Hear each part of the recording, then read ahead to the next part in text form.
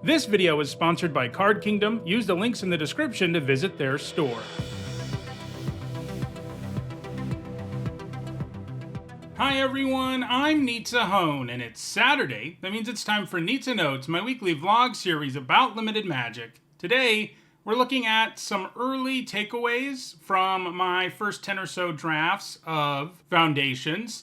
You know, eventually in this series, we start to dive into the data and talk about what it means, cards that are overvalued, undervalued, cards I was wrong about. We're not really at a point yet where we have enough data to really drill down on really specific cards, but we are at a point where there are some broader takeaways we can have about this limited format based on things so far. So that's what I want to talk about today. Basically, these are things to keep in mind, tips to have if you want to draft Foundations and win. So the first and kind of biggest thing, I think, is just that white's the best color. This isn't a huge surprise, and that's true of a few of the things on this list. These are things that, coming from the set review and looking at the set's best commons and uncommons, that I thought would be the case, and this has turned out to be true. White is just super deep at common and uncommon. You know, you've got Banishing Light, which is probably the third or fourth best common, but then you've got the 2-mana 1/1 that draws you a card. You've got the 4-mana 2/3 that puts 2 counters places. You've got Dazzling Angel, which has been a little better than I expected it to be, the 3-mana 2/3 flyer that that gains you life when another creature enters. And I haven't even mentioned Healer's Hawk. I mean, white is just super deep at common. And then at uncommon, you have two really absurd ones. One of them being the 2-mana 3/1 Lifelinker with Kicker that lets you get a cheaper thing back from the graveyard. And the other one being the Cat Collector, which is just this insane engine. Like, those two uncommons can just win you the game on their own. So basically, every color pair that has white in it is really good. And if you're going to go into the draft and assume that like every color is equally drafted, like you would always want to be in white. The thing is that, you know, people start to know that white's the best color, and it becomes harder for everybody to be drafting white, even as deep as white is at common and uncommon. But at this early stage in the format, just knowing that white's the best color to help you decide what picks you're going to make, especially pack one, pick one type things, I think, you know, it's a good idea to keep that in mind. White is just really, really good. It's really carried by the depth of its commons and uncommons. Another thing that, you know, going into a core set that I thought would be the case is that removal is really good, like better on average than it's been in a while. We did have, I guess, a couple sets back where removal was better than it had been in Thunder Junction. Like, Murder was better than it had been in a while. But the main reason is that because cards are simpler, there are fewer cards that have creatures, in particular, that have effects that do something right away that makes it so you're just never going to come out ahead, even if you remove the creature. Those creatures are still there. A lot of the white cards I just mentioned, it's part of what makes them good, don't feel very good when you use removal against them. But overall, removal is pretty good. Creatures and their stats and their attacking and blocking and all of that stuff is more prominent in this format than it is in most. I mean, even some of the most powerful cards in the format, they leave a window, even at higher rarities, where you have time to kill them and not lose. You know, you've got your Italis and your Dracoseths. Most of the biggest bombs in the format have to get you to your next turn to really go off. There are some that don't. Those are largely the ones that showed up in my top 10 about the biggest bombs, cards that don't really need that extra turn that can take over. They're in the format, but there are fewer cards that are like bad to use removal against, that feel bad when you use removal against them. So all of the typical removal, Hero's Downfall, all of that stuff is pretty good because, you know, you just end up killing big creatures whose main thing they're doing is attacking and blocking and don't have other stuff going on. One note about said creatures, and this was something I was a little concerned about going into the format, and so far I think it's largely true, and that is if a card costs more than like 2 mana and has 2 toughness or less, it's kind of a liability. You know, so 3 mana 3/2s and 3 mana 2/2s is mostly what I'm talking about here. And the reason I was worried about it in the set review is because you've got both Stab and Burst Lightning at common in this format, and those cards for 1 mana can deal with all of these 3 mana cards. So cards that mostly are 3 mana 2/2s or 3/2s, that need like a turn to get going, those are pretty bad. You know, you can play things like the 2-mana 1/1 that enters and draws you a card just fine, but like the green-white Signpost uncommon worries me a little bit.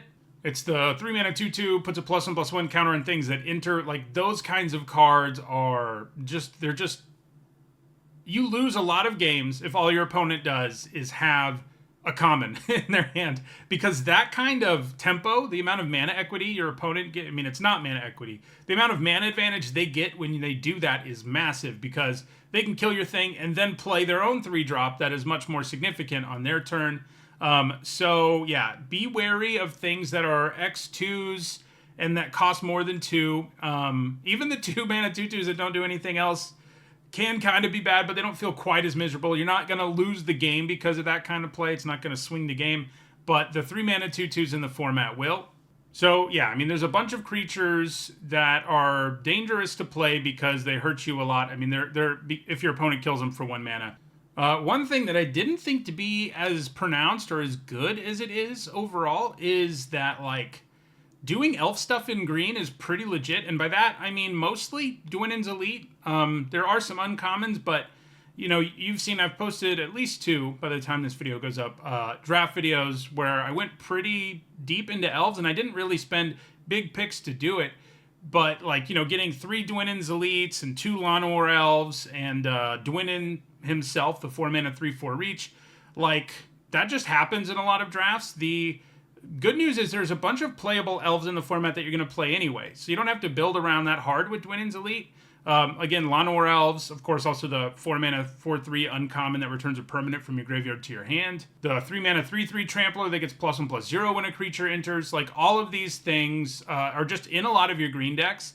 And Dwynen's Elite, I think, is the key card because it's a common, and because they feed off of each other. It's actually kind of sad / funny that Heir Apparent is in this set too. It's largely like a way worse version of Dwynen's Elite, right? Because Dwynen's Elite frequently will give you the 1/1, and you don't need another Dwynen's Elite in play, you just need another elf, including a 1/1 that was made by another Dwynen's Elite. So, like, green decks that have 5 or 6 Dwynen's Elite aren't impossible, and they do work out pretty well in my experience, even if you don't have the other elf payoffs at higher rarity. So, you know, that is one thing I didn't really see happening. You know, I gave Dwynen's Elite, I think, a build around grade where I said it could be pretty good, but I wasn't that certain it would work out as often as it does so far. And, you know, this is the kind of thing that could end up being anecdotal. You know, so far it's worked out for me, and I've seen it work out for other people. This is, I guess, in terms of how confident I am that this is actually the case. It's not on the same level of, you know, 3-mana 2/2s are bad because of stab and burst lightning, or white being the best color, removal being good. These are things I'm like 100% certain about. This is probably more like 70-75, but, you know, if you've been watching the draft videos on the channel, you've seen that I've just been able to get as many Dwynen's Elites as I want, and it gets pretty silly when you have a 2-mana 2/2 that makes a 1/1, and it's doing it like 80% of the time, and that's kind of where it's been. One thing about this format that hasn't been that true for a while is that you can get away with playing like 2 or 3 6-mana cards in this format. The main reason is, well, part of it is the format is a little bit slower. There are more board stalls than we normally see. But they also made sure to give us powerful 6-drops that can get you ahead from behind. There's 1 each in green, blue, and white that I think are like really good 6-mana cards to have in your deck. There's Guarded Heir, which feels a lot like the 6-mana make 3/2/2 Samurais card from Kamigawa Neon Dynasty. Like, that kind of 6-mana card is what you need your 6-mana cards to do. You know, the 12/8 or whatever it is for 6 mana, it's okay, but that's not really the card that you want to play, because it doesn't really get you ahead from behind. Or pull you ahead if you were at parity, or seal the deal if you're ahead. But a card like Guarded Heir does, because it gives you these 3 bodies, one of them has lifelink. You're just never going to die the turn after you cast this, and usually you're going to be really far from dying. Not quite as good as the Guarded Heir is, but you've also got Affectionate Indrik, which has felt pretty good. The 6-mana 4/4 that fights something. You add a real body to the board, it kills like their 3/3, and then it can trade with their creature. And then there's also Grappling Kraken. It needs a little more work than the other 2, which just have powerful enters triggers, but the Kraken can come down, stun something the turn you play it if you've already got the land to play. and really turn a game around for you too, in addition to just having pretty good size. Those are like the 3/6s, like having one of those in decks of those colors is good. And in the case of Guarded Air, I've played like 3 before and been pretty happy with it. And it's been a while since we've had a format that has at lower rarities like 6 drops you actually want to play. Like a lot of curves top out around 5 unless you have some rare or mythic that's expensive and can take over the game. This does also mean that the 7 mana bombs are in play more than they would otherwise be because it's easier to get to 7 mana. That's something I thought would be the case going into the format, that the Sire of 7 Deaths and the 7 mana Chandra, preposterous proportions to a lesser extent. Like, these cards are all way more viable than they would be in a lot of limited formats because they cost 7, which is often just kind of pricing you out of a lot of limited formats, most decks in limited formats. But in this format, a lot of decks get to 7 mana and can cast these big game-winning bombs, partly because there are good 6 drops that can pull decks back ahead from behind or even the game out or whatever. So you can have a higher curve in this format than we've seen in a while. However, the next point, which is sort of connected, is it still feels like a format where you've got to add to the board. I don't know if we're ever going to fully get away from that ever again. If we don't in a core set, I guess you could say core sets are basic, so it's a basic idea that you should need to add to the board. So maybe a core set should more so be like this. But there are cards that are bad in this format that I just wish weren't. The Grow from the Ashes, for example. Like, I really love a format where that's pretty good. Like Original Dominaria, it had a home. But, like, you just can't spend that much mana either kicking it or not kicking it to not add to the board. Like, you can't play that card and hope to not be, end up too far behind to make up for it. So, generally speaking, you can't take turns off to draw cards. You can't take turns off to ramp. You need to be adding stuff to the board. There is stuff that adds to the board and does those things, and those things are perfectly fine. But cards that are pure ramp or pure card draw, that's not really where you want to be in the format. So, those are my early takeaways. White is the best color. You can have a higher curve than we've seen in a while, with lots of decks having more 6 drops than we've seen in a while. You do need to add to the board, though. Even if you want to get to where you can play your 6 drops, you need to be adding to the board early. And the things that are more than 2 mana with 2 or less toughness are a liability.